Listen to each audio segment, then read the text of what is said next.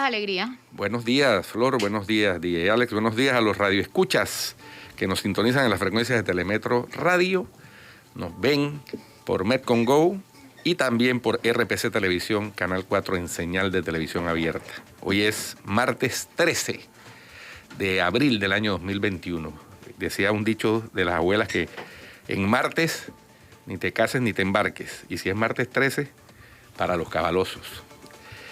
Oye, Flor, y finalmente, ayer el Ministerio Público, en un comunicado de prensa, anunció que se está presentando, que se remitió la vista fiscal, la más esperada, quizás de los últimos años, al órgano judicial, la vista fiscal del caso de corrupción más grande en la historia de la República de Panamá.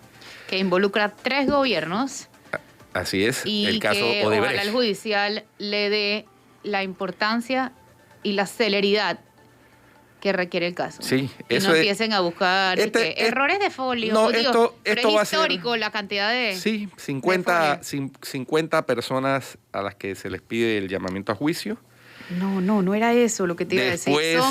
Son 2.194 tomos y 915.958 fojas. Bueno, a raíz de 500 fojas por folio. Oye, me dio mucha risa que Alfredo Vallarino puso que su cliente se iba a molestar, y no lo dijo en esa palabra, cuando le digan que van a necesitar casi $100,000 solamente para sacar copias de semejante expediente a 10 centavos la copia. Bueno, esas son cuestiones normales, ¿no?, del proceso. Y ya de una vez va calificando que es una torrancia de expedientes. O sea, ya empezamos a desprestigiar lo que ellos ni siquiera conocen. Bueno, allá iba, en un proceso donde hay 50 personas llamadas a juicio, con esa cantidad de folios, de fojas, es un expediente sumamente voluminoso, sumamente complejo, y ahora comienza, o sigue, digámoslo así, la acción de los abogados de esas 50 personas, ¿no?, que van a tratar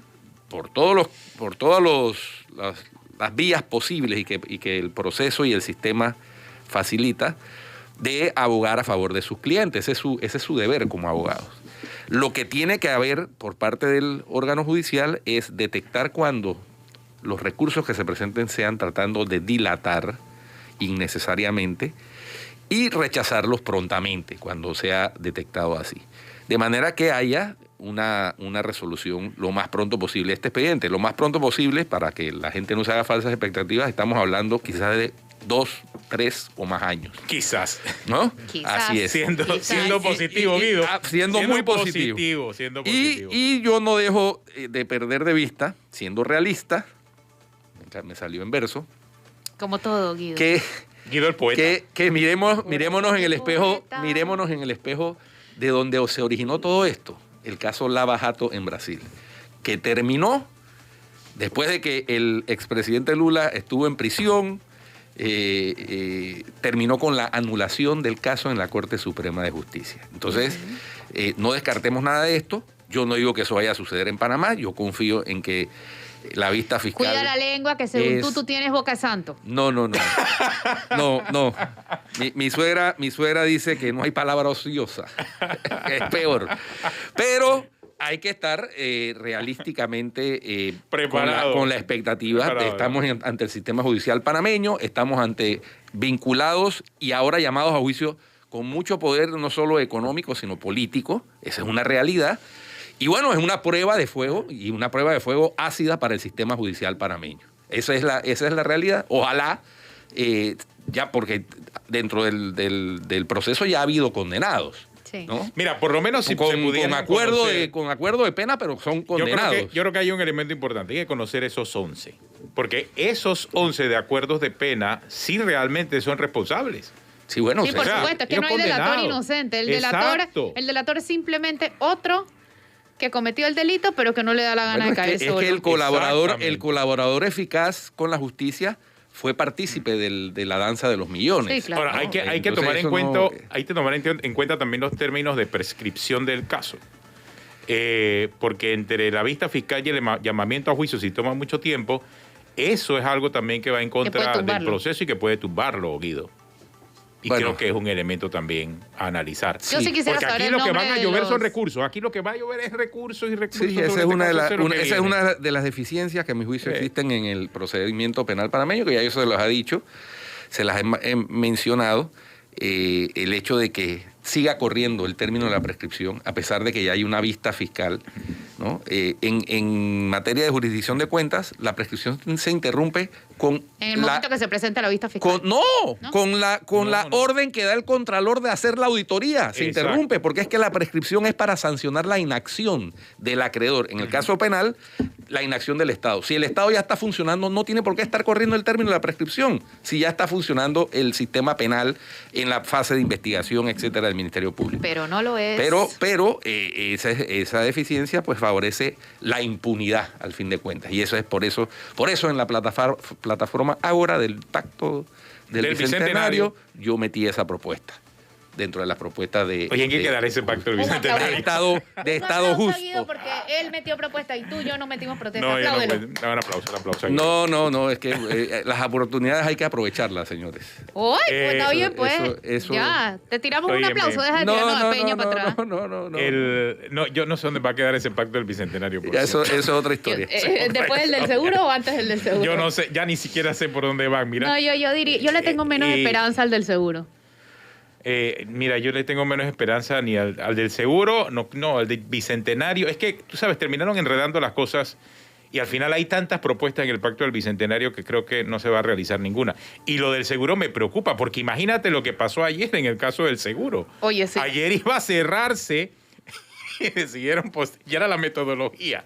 Sí, ¿Cuánto tiempo lleva? No han empezado. Está desde febrero, marzo, abril, o sea, 2 meses con la metodología y todavía no avanzan. 3. Imagínate cuánto tiempo más necesitan para discutir ya los temas de fondo, Guido. Si no se han puesto de acuerdo con la metodología en 2 meses. Y ni siquiera ayer le hicieron caso al señor, ¿cómo que se llama?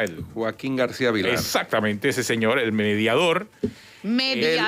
Varillero. El facilitador. El facilitador.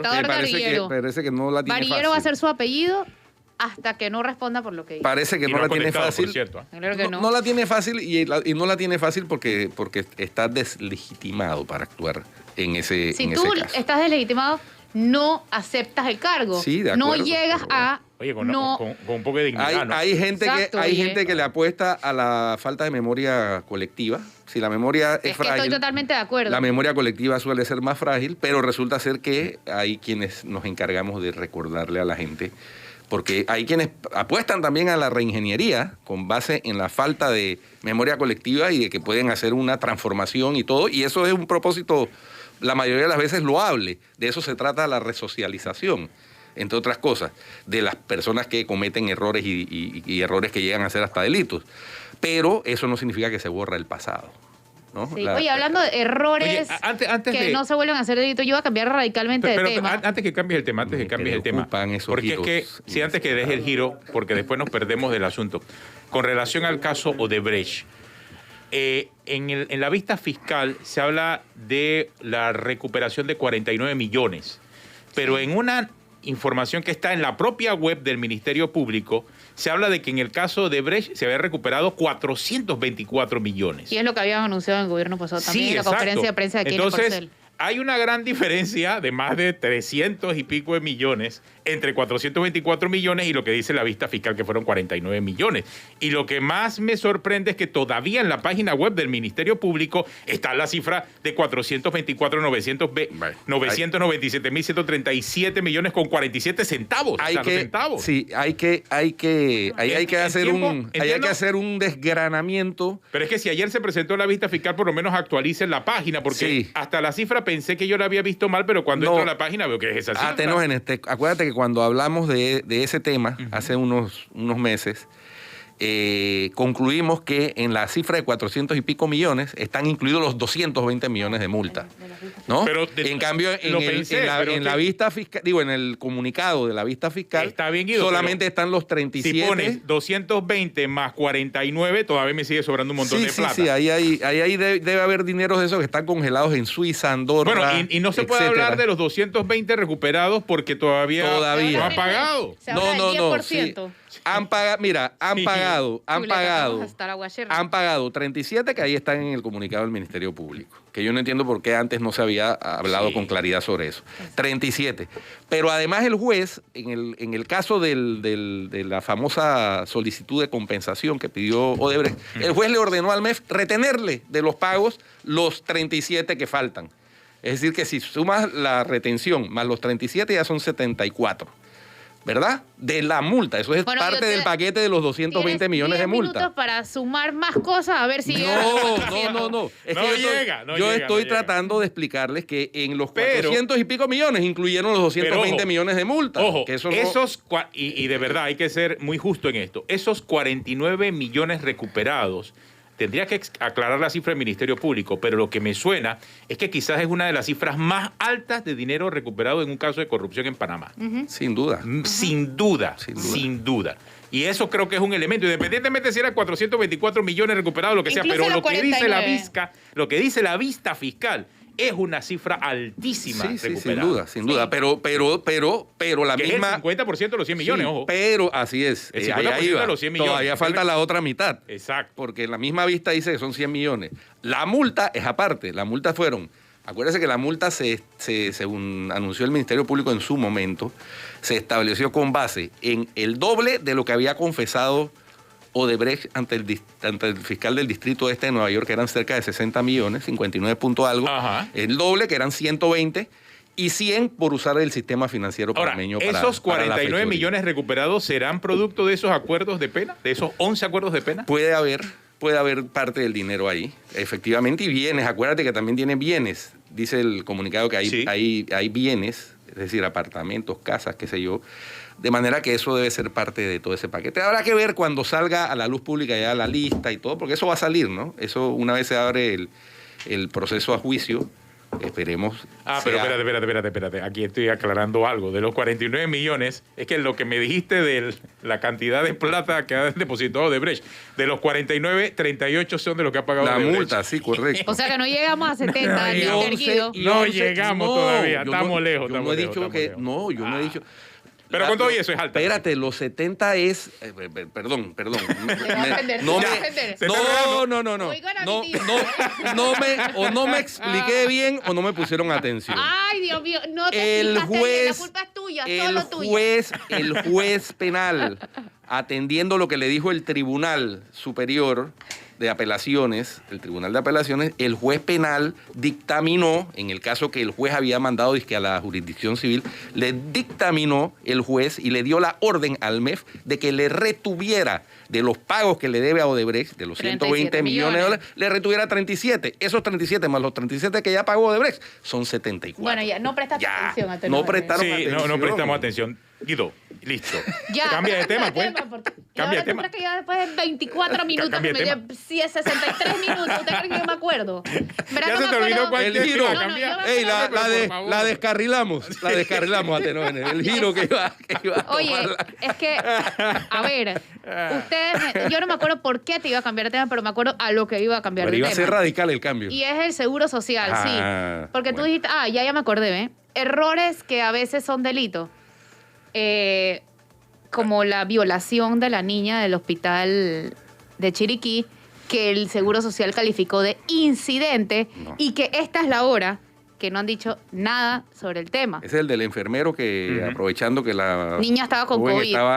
estaba en estado de somnolencia, etcétera, se ponía... La abusó. sí, La sí, abusó, ya no quiero entrar en y detalles, sobre porque son eso- detalles escabrosos Sí, realmente. ya, simplemente Sí. Un abusador, eso Sí, es lo que es. totalmente. Exactamente. ¿Cómo puede ser que aquí no hay gente despedida? ¿Cómo puede ser que aquí no hay presos? ¿Cómo puede ser que aquí no hay investigados?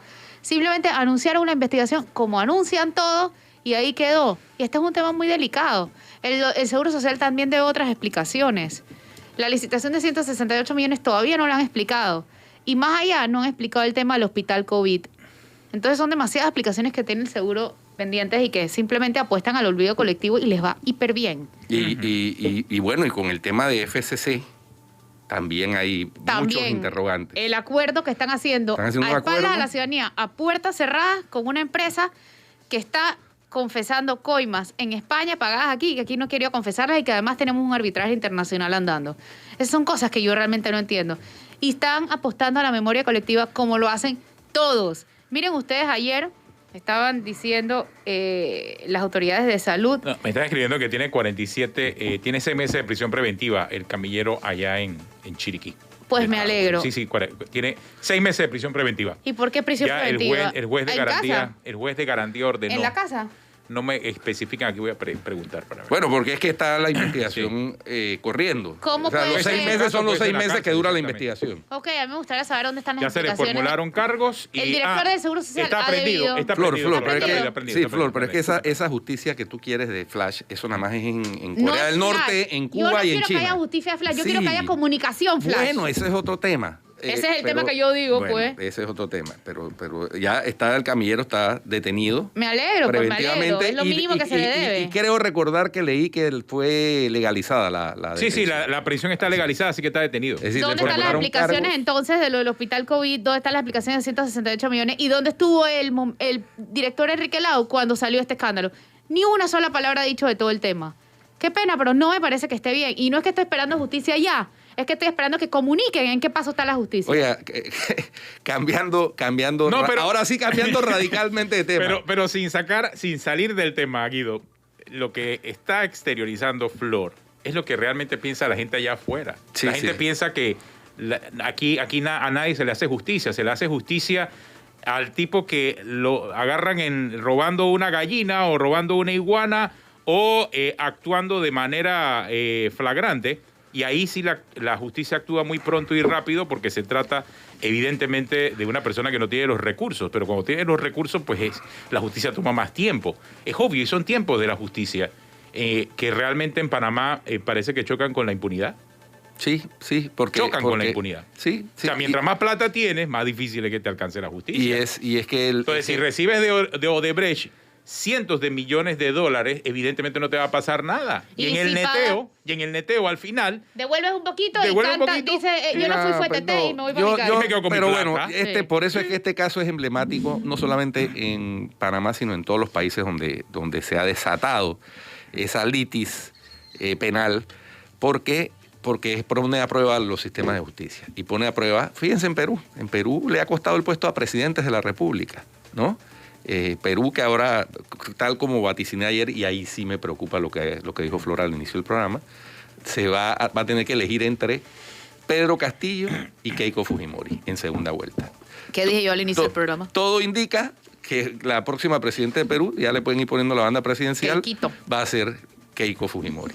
hay que ver por cuántos años, ¿no? Porque realmente Perú también tiene... También, por eso te digo, tiene una inestabilidad. no dura. ¿Y que Una cuánto duran los inactividad. periodos presidenciales? Oiga, Y que bueno, depende. cambiando radicalmente de tema y haciendo un giro Ahora sí me giro. total, de cosas curiosas que pasan. El conductor, ¿ustedes se acuerdan de la foto emblemática esa y el video emblemático de la retroexcavadora que estaba, la retroexcavadora minúscula, dio Suez. hasta para memes, tratando de desencallar el Ever Given en el canal de Sí, Suez? sí. Bueno, el conductor, el operador de la excavadora, Abdul Gawad, que trabajó jornadas de hasta 21 horas durante 5 días en esa titánica la tarea de desencallar el portacontenedores, denunció que no le han pagado la hora extra. Increíble. Entonces, Increíble. Qué barbaridad. Para que vean. O sea, el hombre trabajó en desencallar una cuestión que estaba costando miles de millones al día. Y no le han pagado Y no el le han pagado sobretiempo. el sobre 21 horas extras. Digo, 21, Pasa en Panamá, pasa en Egipto. 13 horas extras extra durante 5 días. Qué barbaridad.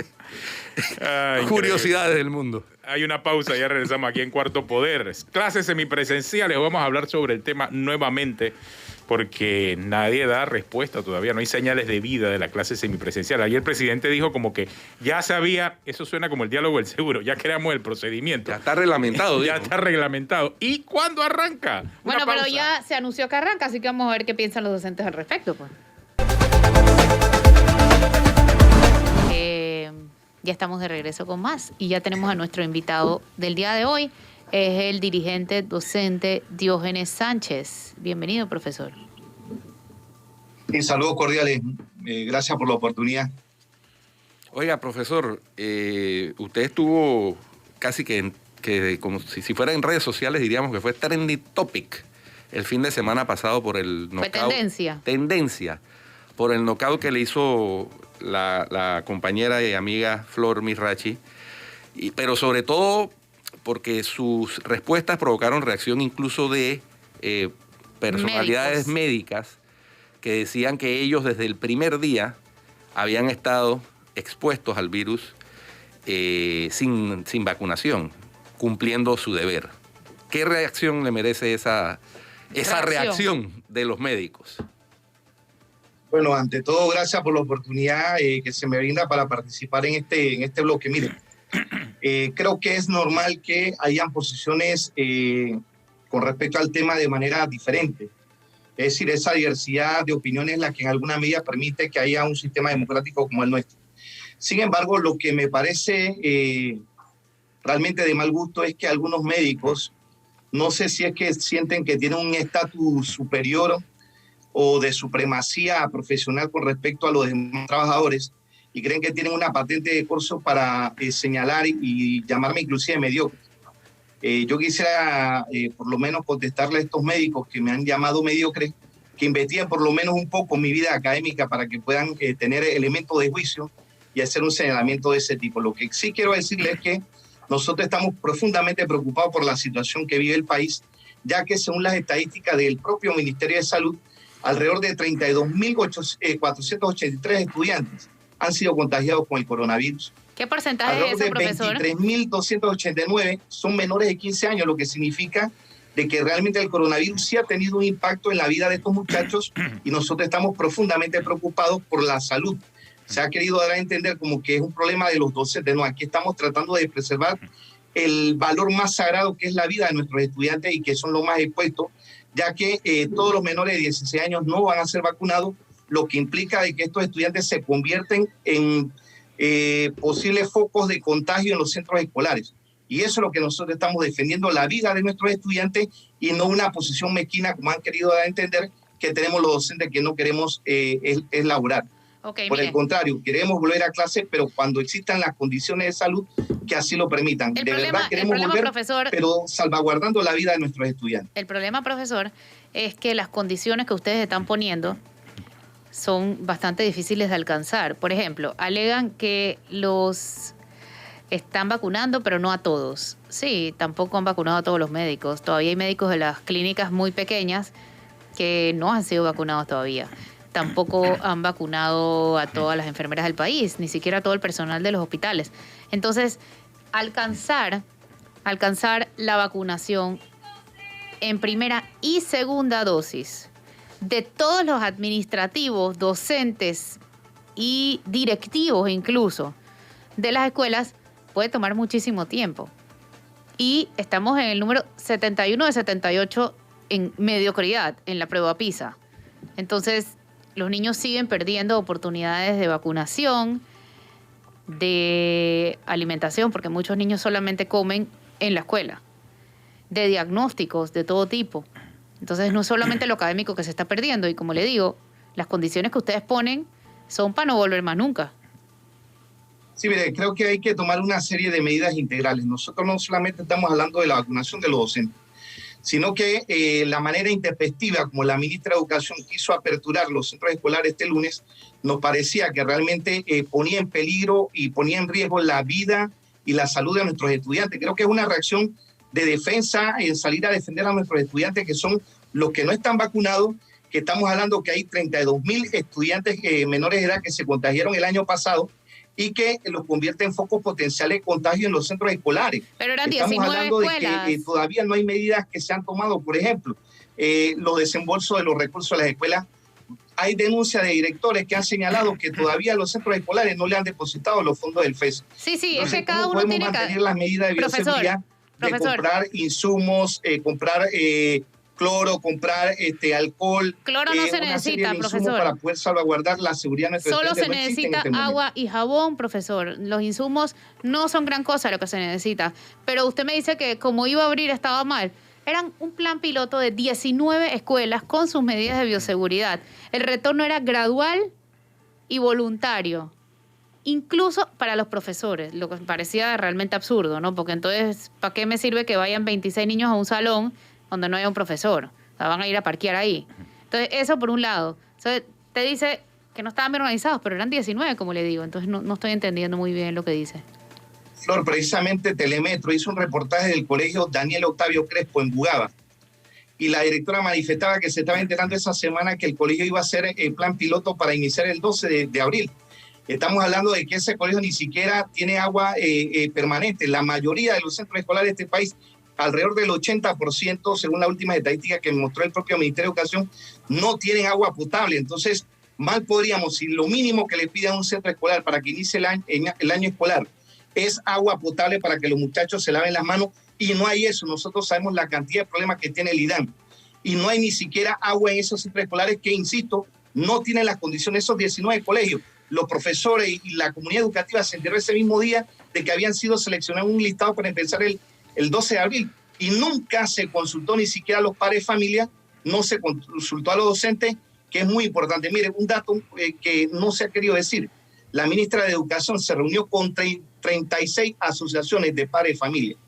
Y los 36 asociaciones de padres de familia le dijeron a la ministra que no estaban interesados en que, por lo menos en las circunstancias actuales, volviéramos de manera presencial, porque los colegios no han sido habilitados. Ha pasado más de un año y el Ministerio de Educación ni siquiera ha hecho la reparación a los centros escolares. Profesor. No tienen agua potable, los baños están destruidos, no hay fuentes de agua en las escuelas. Es decir, que hay una serie de elementos que enfrentan los centros escolares y que exponen a nuestros estudiantes al contagio, ya que ni siquiera jabón tenemos en esas escuelas. Profesor, esas 36 gremios que según usted se reunieron con la ministra y le dijeron que ninguno, unánimemente le dijeron no queremos abrir. ¿Usted tiene idea de si ellos sacaron algún comunicado como poniendo su posición? Sí, efectivamente, aquí inclusive me llegó un comunicado de parte de la Asociación de Padres de Familia. Miren, la mejor testiga es la ministra de Educación. Lo único que ella no ha querido hacerlo público, porque obviamente dejaría muy mal en la posición del Meduca. ¿Usted me puede mandar el comunicado, por favor? La semana antepasada, y 36 asociaciones, donde había muchas asociaciones inclusive de escuelas particulares, y le plantearon que ellos en este momento no ven que existan las condiciones en los centros escolares para que haya un retorno. Mire, se está pidiendo, por ejemplo, que los estudiantes tienen que estar separados cada 2 metros, con una guía que elaboró el propio Ministerio de Educación junto con el Ministerio de Salud, y pone una serie de requerimientos para poder que se inicie de manera presencial. Los centros escolares nuestros no tienen una infraestructura que permita un distanciamiento de 2 metros con los estudiantes. Estamos hablando de salones saturados de 45 estudiantes, donde solamente pudiéramos atender por día alrededor de 15 estudiantes. Pero, profesor, usted prácticamente dice... alrededor de 30 se quedarían por fuera, porque no habría el distanciamiento que permita el proceso académico de ellos. Por favor, déjeme preguntarle. ¿Ok? Usted dice que los padres de familia no van a mandar a los hijos a la escuela y después dice que no caben los niños en el manifestaron las asociaciones de padres de familia. La ministra le puede dar fe de lo que estoy diciendo. Usted dice que los padres de familia pidieron no abrir las escuelas, que no iban a mandar a los hijos, y después me dice que no le van a caber los niños en el salón. Si los padres no quieren mandar a los niños, no habría problema en que el salón se llenara, porque no van a ir casi niños.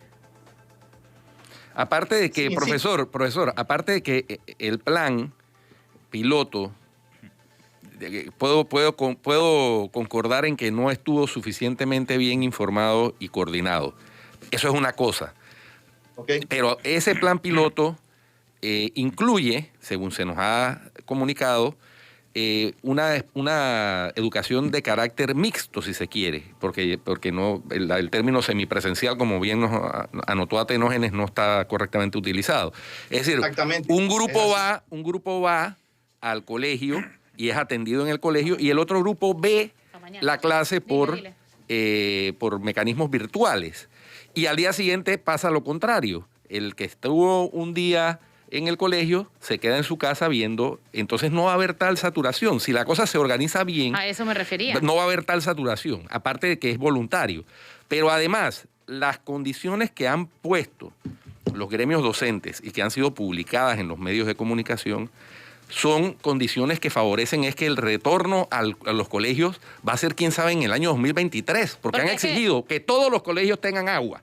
¿No? Que todos los colegios tengan agua. Que todos ellos sean vacunados. No que en los que se va a retomar las clases presenciales tengan agua, sino que todos tengan agua. Segundo, que todos los docentes de la República sean vacunados con las 2 dosis a los que les tocan vacunas de las de 2 dosis. No, y solamente, o una y solamente a los que le toca de los una de marca, una. porque están diciendo que una marca no la quieren. Bueno, que todos los colegios además reúnan todos los requisitos. O sea, esas son medidas que yo creo que ni siquiera en 5 o 10 años se puede pretender que va a tener toda la República. Y no estoy pretendiendo justificar que no sea una petición loable y apoyable, pero condicionar a ese logro que se regrese a clase es frustrar a una generación completa de estudiantes panameños. ¿Ustedes están conscientes de eso?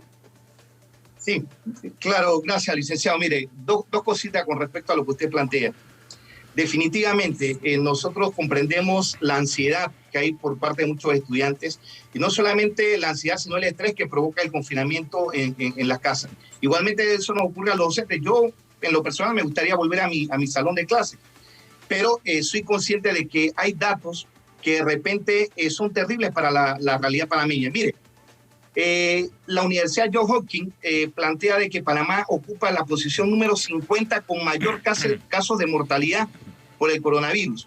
La posición número 50, pero si nos vamos a la cantidad de muertos por cada 100.000 habitantes, Panamá ocupa la posición número 19.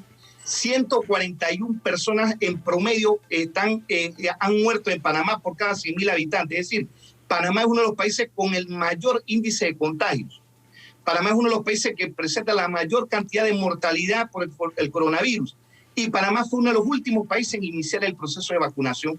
Entonces, todo eso milita realmente en contra de que forzar una presencialidad en la forma como lo quiso hacer el Ministerio de Educación no es segura, y lo que vamos es a poner en riesgo la vida de nuestros estudiantes. Aquí la vida es el principal derecho humano de un niño. Y creo que nosotros, en nuestra buena fe, lo que hemos tratado es de decirle, miren, los niños están en riesgo, los niños no van a ser vacunados. Hay 32.000 niños que han sido contagiados solamente en el año 2020. Exponerlo a una clase de manera presencial sin contar con las medidas de bioseguridad, como por ejemplo el agua potable. ¿Cómo hacemos en las áreas rurales donde no hay agua? Entonces, no es que nosotros busquemos cualquier tipo de excusa para no dar clases. Yo quiero volver a las clases y muchos docentes queremos volver. Dele, pero profe, lo que no podemos es complacer a medidas o a una parte de los sectores que están forzando una situación que va a poner en riesgo la vida de nuestros niños, ahora, profesor, de nuestros jóvenes, y eso es muy peligroso. ¿Qué opina de lo último que dijo el presidente Cortizo ayer? Que ya había firmado el decreto y que todo estaba, en cuanto a las clases semipresenciales, aclaro, y que dependía mucho de la vacunación ahora de todos los docentes y administrativos. ¿Eso sería una condición para poder iniciar clases semipresenciales, profesor? ¿O se mantienen entonces en el mismo argumento? Nosotros lo que hemos planteado es precisamente la vacunación del personal docente, y hemos hablado de que las escuelas tienen que tener las medidas de bioseguridad, pero de manera responsable. No enviar a los estudiantes a las escuelas y no hay tales medidas en los centros escolares. Mire, pero ustedes, profesor, pero ustedes estarían de acuerdo en que haya un plan de paulatino claro de reintegro a las clases presenciales, es decir, que se vacunen a los docentes de las escuelas que arrancan con la presencialidad, que haya agua potable en esas escuelas, que haya las medidas de seguridad en esas escuelas, y no en todas a nivel nacional para iniciar con la primera, porque es que esa es la petición que se nos antoja a nosotros realmente y lo otro es utópica. Sí, y es simplemente, no, aquí nos quedamos y lo otro es sin asistir a las escuelas, porque eso se va a lograr dentro de 2 años, quizás, en el mejor de los casos. Yo puedo entender la parte de la vacunación de los docentes, pero no la de los administrativos y mucho menos de los directivos de las escuelas. Además, ¿por qué tienen que esperar después de la segunda dosis las 3 semanas entonces para volver? A mí se me ocurre pensar que aquí nadie ha podido tener esa condición. Ni los médicos siquiera han trabajado 1 año, y no es una posición elitista, profesor, como dijo. Ellos han trabajado el año entero sin vacunas.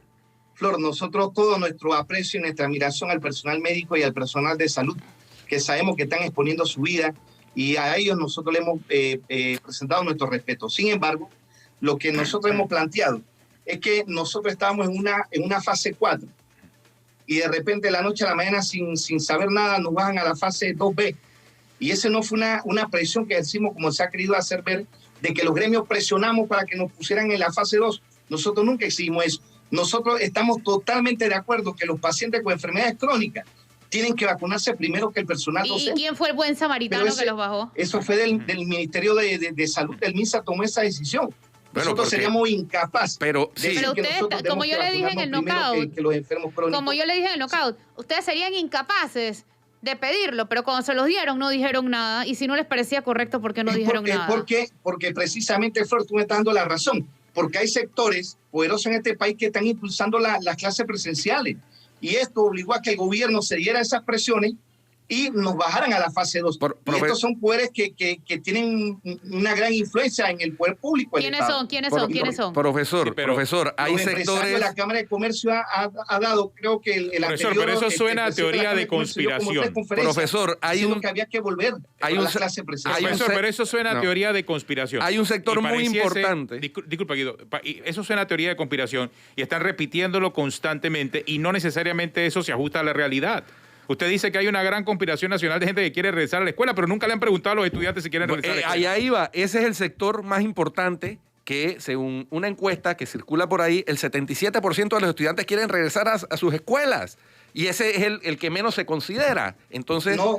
Sí, hasta los pelados que no les gusta ir a la escuela quieren ir ahora por algo. Y la prueba es que ayer, mire, profesora, ayer hubo una reunión del COPEME. Que hicieron varias organizaciones. Ayer hubo reunión del COPEME, profesor, y los estudiantes que están dirigiendo COPEME en este momento, que están coordinando, fueron los que se pararon y dijeron, ven acá, ¿cuándo vamos a regresar a las clases? Sí. ¿Cuándo ellos no es están solamente pidiéndolo? la encuesta que según usted es bruja, Exacto. es esta. Entonces, profesor, ejemplo, pero... Yo puedo responderle que un colega de usted, el periodista Álvaro Alvarado, también hizo una encuesta y el 67% de las personas que contestaron dijeron que no estaban de acuerdo con la clase Es que al final del día, profesor, no se vaya muy lejos. Puede decir uno que sí, uno que no, que quiero, que no quiero. Es que no es de querer, es de necesitar. Sí, estamos de acuerdo, pero lo que yo no puedo, Flor, es porque haya sectores que estén empujando esto. Poner y exponer la vida de nuestros estudiantes. ¿Quién se va a hacer responsable cuando un estudiante muera por contagio? Si estamos hablando de que los estudiantes no van a ser vacunados, ¿quién va a ser responsable de la muerte de su muchacho? Cada padre decide si manda a su hijo a la escuela o no.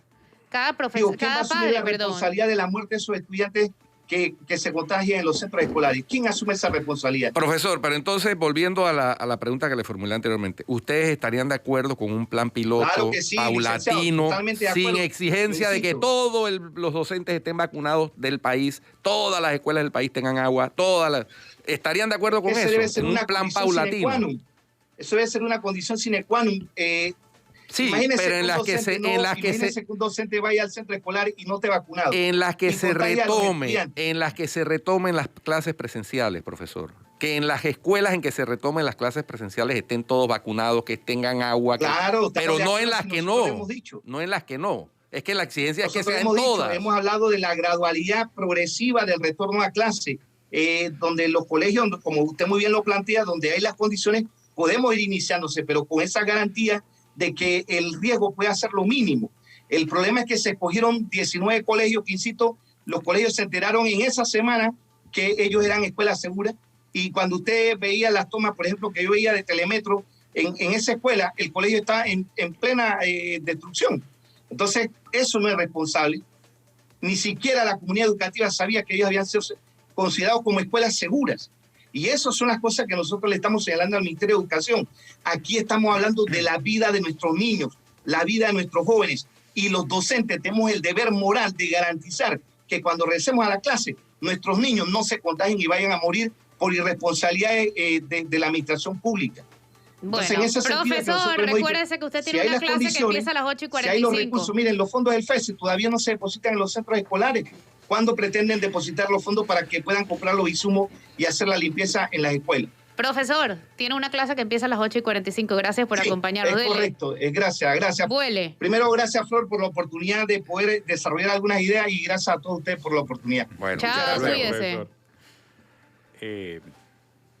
¿Qué pasó? Realmente no, es que el discurso y la teoría de conspiración, y ¿sabe lo que más me preocupa?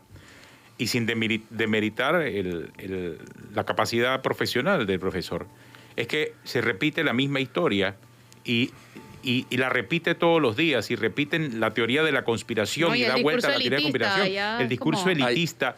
O sea, y al final mucha gente piensa que lo que él está diciendo es cierto. Pero mira, el punto de los estudiantes es totalmente real, y aquí me mandaron inclusive el contacto el estudiante representante En Copeme. Y que lleva la posición de los estudiantes y que dice, a mí nadie me ha preguntado, a nosotros nadie nos ha preguntado acerca de qué pensamos sobre el regreso a las escuelas.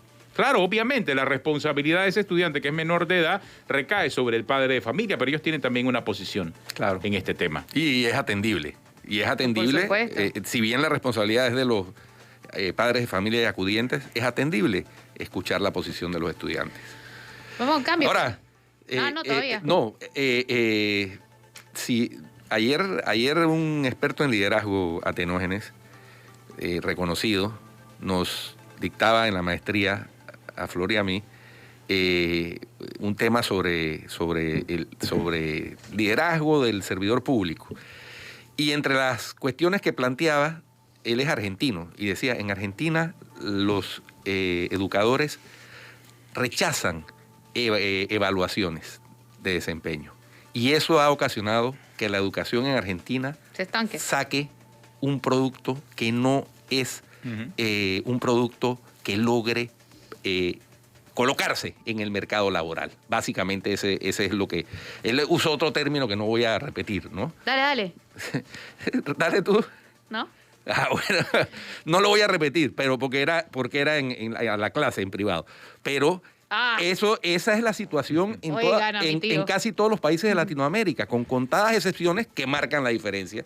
Y esas excepciones son Chile y Uruguay. Sí. Ahí está. Pero acá nuestros dirigentes siguen acogiendo esa posición radical. El problema no es que ellos adopten la posición radical, el problema es que se lo permitan.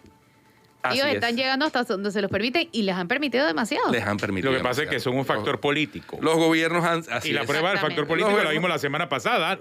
Pueden más que la ministra de Educación. Los gobiernos, ahí está la prueba. Los gobiernos terminan cediendo y dando el brazo a torcer. No, y aunque el ministro de Educación tenga una posición, o sea, el poder político, y esto sí no es teoría de la conspiración, confirmado la semana pasada lo vimos. O sea, la ministra de Educación dijo una cosa, y a los dirigentes magisteriales dijeron otra, y el gobierno le hizo caso a los dirigentes magisteriales. Y no es la primera vez. El año pasado también le sacaron la tabla a la ministra de Educación, cuando anunció el regreso a clases de los que podían hacerla. No regreso, las clases virtuales, porque al principio recordemos que no había ni siquiera clases virtuales.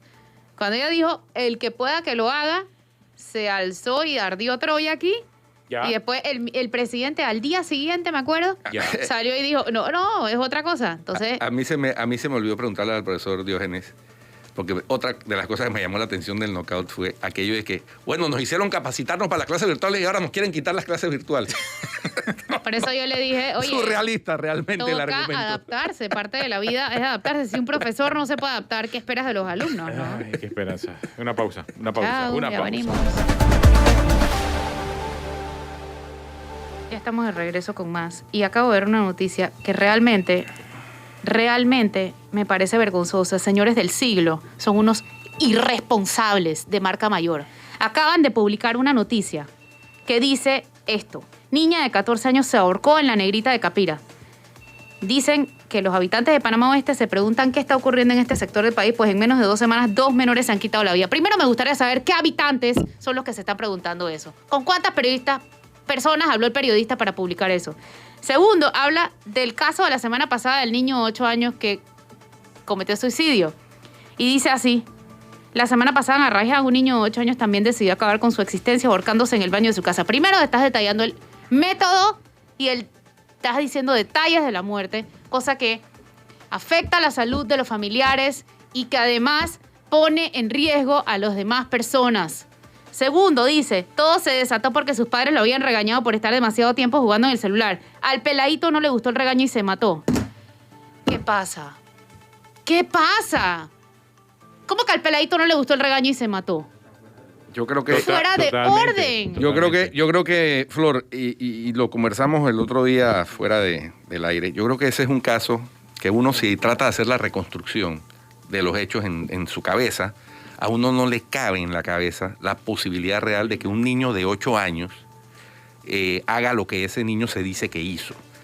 Yo creo que hay que hacer una investigación a fondo por parte de las autoridades. Y lo están haciendo. ¿No? Y lo están haciendo. Pero primero que todo... Entonces, que un medio de comunicación agarre y publique la versión esa, sin que eso haya sido corroborado por las autoridades, porque esa fue la primera versión que salió, pero eso no ha sido corroborado.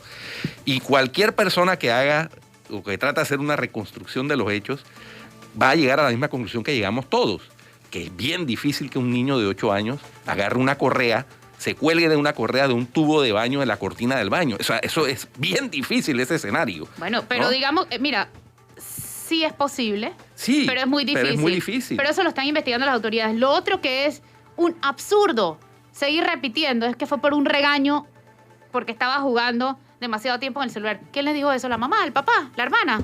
¿Quién se los dijo? Porque eso no está dentro del caso. Eso no está. Ahí no hubo ningún problema de ese tipo, para los que andan repitiendo eso. Ahí no hubo ese tema. Entonces, terminar la noticia diciendo eso, al peladito no le gustó el regaño y se mató. Primero, no se dice se mató. Se dice murió por suicidio. Segundo, que todo no se detalla el método. Y yo no sé en qué idioma más decirlo. No es que a mí me tengan que hacer caso, es un poquito de sentido común, es un poquito de respeto por los familiares. ¿Cómo se sentirá la mamá de ese niño de 8 años cuando lea esa noticia? ¿Cómo? O sea, yo de verdad no entiendo en qué idioma hay que decirles que se publican las líneas de ayuda, no los detalles de los muertes. Yo no sé, en verdad, mira, todos hemos tenido cerca, tenemos cerca o vamos a tener cerca un tema de salud mental. Ojalá no le toque a los periodistas y directores de estos medios un caso cercano para aprender esto. Yo creo que, Flor, podemos hacer un buen debate aquí en el programa con algunos directores de medios sobre este tema. Porque es que ya hemos visto muchos casos y yo creo que ya es tiempo de comenzar a señalarlos con nombre y apellido, ¿no? Pero no puede ser uno genérico cuando estamos viendo esta falta de sensibilización. Y al final, ¿qué es más importante? O sea, o el dolor de la familia o seguir vendiendo el morbo y la incertidumbre. Y hablo de morbo porque al final este caso es uno más de muchos que pueden estar ocurriendo en el país. Y la forma en que lo trata el medio es el punto a cuestionar. Y yo creo que es totalmente válido el planteamiento que tú haces. Yo creo que sí vale la pena poder hacer un debate. Que vengan. Guido, tú también has estado en gremios periodísticos. O sea, el debate es necesario con relación al tema de la forma en que se plantean las noticias de suicidio. Sí, pero sin ninguna duda. Sin ninguna duda es un aspecto ético. Y pues si bien hay medios que entre sus líneas editoriales tienen no publicar noticias sobre cuando una persona se decide quitarse la vida o sobre un caso que aparenta ser de una persona que decidió quitarse la vida, mucho menos menores de edad. Hay otros que son los tabloides que, bueno, que cualquier noticia de crónica roja la consideran aceptable. Eso tiene un manejo ético, profesional, unos parámetros que ya Flor los ha anotado. Por lo menos no describir cómo fue el método y además siempre incluir las líneas de ayuda, porque estamos ante un problema de salud mental. La noticia obviamente es el suicidio. Lo que hay y la forma en que se suicidó y esos detalles involucrados en el suicidio es otra cosa. De hecho, inclusive, no es una noticia. La noticia del suicidio como tal. La noticia es la pérdida de una vida humana. Exactamente. ¿Y tú publicas cuando se muere alguien por cáncer? No. ¿Por qué publicar cuando se muere por suicidio? Así es. Siempre se pone tras una penosa enfermedad. Claro. ¿No? Porque para no restregarle a los familiares, para no restregarle a los familiares sobrevivientes la pena que tuvieron que vivir durante la larga y penosa enfermedad. Y privaría en todo caso si la persona es conocida o no es conocida, si se trata de una figura pública también, o no. Si ese es otro tema. Y si así fuese una figura pública, tampoco el tema de los detalles priva sobre el hecho de que murió. Ya. Sí. Hay que trabajar eso con los medios. En la parte ética y ojalá el Consejo Nacional de Periodismo reactive el tribunal o comité de ética para que hagan docencia sobre eso. La docencia se les ha hecho, yo lo dije la vez pasada aquí y lo vuelvo a repetir, medio que necesite entender porque quiere cambiar, que nos avise. Hemos ido, antes de la pandemia, se fue a casi todos los medios a enseñarles a cubrir los temas de suicidio. Porque el periodista es periodista, pero el experto es experto y sabe cómo deben cubrirlas. Y del momento Rompamos el Silencio, fueron varios expertos a varios medios a explicar en detalle, poner ejemplos. Lo digo porque yo hice la presentación de cómo, con ejemplos de noticias. Y eso se fue y se les explicó. Así que si no lo han hecho, no es por falta de información, es porque no quieren y ojalá recapaciten antes de que para ellos mismos sea demasiado tarde. 9:00 a.m, terminamos. Gracias por acompañarnos. Ya viene Conéctate con la Estrella.